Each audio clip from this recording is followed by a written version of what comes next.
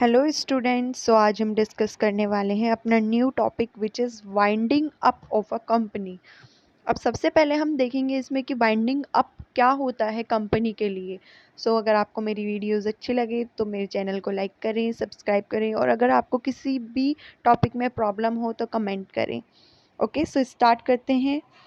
The term winding up of a company may be defined as processing by which a company is dissolved। मतलब ये वो processing होती है जिसकी वजह से हमारी कंपनी क्या होती है, डिसॉल्व होती है, बंद होती है। The winding up is the process of putting an end of the life of the company. मतलब ये वो प्रोसेस होती है जिसमें हम क्या करते हैं, अपनी कंपनी की लाइफ को एंड कर देते हैं, ख़त्म कर देते हैं। ओके, सो ये वो स्टेज होती है कंपनी के लिए। नेक्स्ट है, during this process the assets of the company is are disposed of. मतलब इस प्रोसेस के दौरान जितनी भी कंपनी की एसेट्स होंगी वो क्या कर दी जाएंगी, ख़त्म कर दी जाएंगी, डिस्पोज्ड ऑफ कर दी जाएंगी, सेल कर दी जाएंगी। ओके, नेक्स्ट है हमारा point, the debts of the company are paid off out the amount of the release from the assets और from the contribution of its member. आप लोग जानते हैं कि जो हमारे शेयर होल्डर्स होते हैं, अगर हमारी कंपनी को प्रॉफिट होता है तो वो इतने ही जिम्मेदार होते हैं प्रॉफिट के लिए, और अगर लॉस होता है तो वो इतने ही जिम्मेदार होते हैं लॉस के लिए। क्यों? क्योंकि वो रियल ओनर माने जाते हैं किसी भी कंपनी के लिए। ओके, सो अगर हमारी कंपनी इस कगार पे आ चुकी है कि वो बंद होने वाली है, तो जो हमारे शेयर होल्डर्स रहेंगे और उसके मेंबर्स रहेंगे वो भी इक्वली कंट्रीब्यूशन करेंगे उसमें। ओके, और जो हमारी कंपनी डेट्स, मतलब जो कंपनी के उधार होंगे, कंपनी उसको कहाँ से पे ऑफ करेगी, कंपनी उसको पे ऑफ करेगी,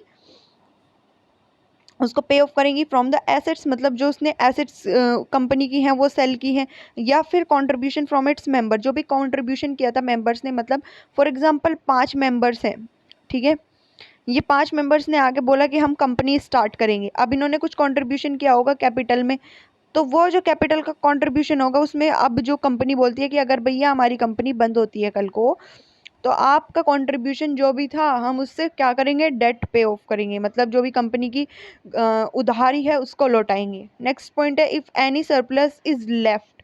लेकिन अगर कोई ऐसा भी तो हो सकता है ना कि कंपनी को कोई प्रॉफिट भी बाकी रह गया हो, या फिर कंपनी का प्रॉफिट आ रहा हो, प्रॉफिट बाकी रह रहा हो, वो क्या बोलता है, it's is equally distributed among the members in proportion on their rights in the company.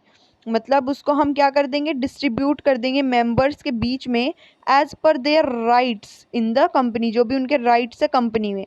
So the winding up of the company is also known as the liquidation of the company. Winding up of the company को क्या बोलते हैं, liquidation of the company बोलते हैं, क्योंकि हमारी जितनी भी टेंजिबल एसिड्स होती है हम कन्वर्ट कर देते हैं उसको लिक्विडेशन में, मतलब कैश में, या फिर लिक्विफाई कर देते हैं उसको। अब हम इसकी डेफिनेशन देखेंगे कि basically as per the companies act 2013 में हमारी इसकी डेफिनेशन क्या बनती है winding up of the company की। Winding up of a company is the process, winding up of a company एक प्रोसेस होता है in which the life of the company is ended, जिसमें क्या होती है, कंपनी की लाइफ जो है वो एंड कर दी जाती है, एंड हो जाती है, ख़त्म हो जाती है।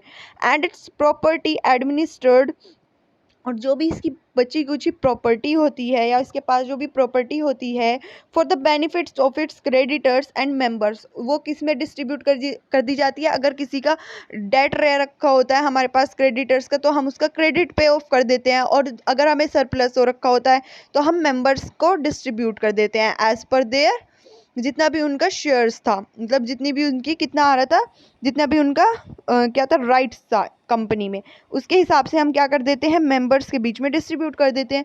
सो this is all about the winding up of a company. की winding up of a company basically होता क्या है, what is it mean, what is the definition of this. Okay, so guys, if you like this video please subscribe my channel. Thank you.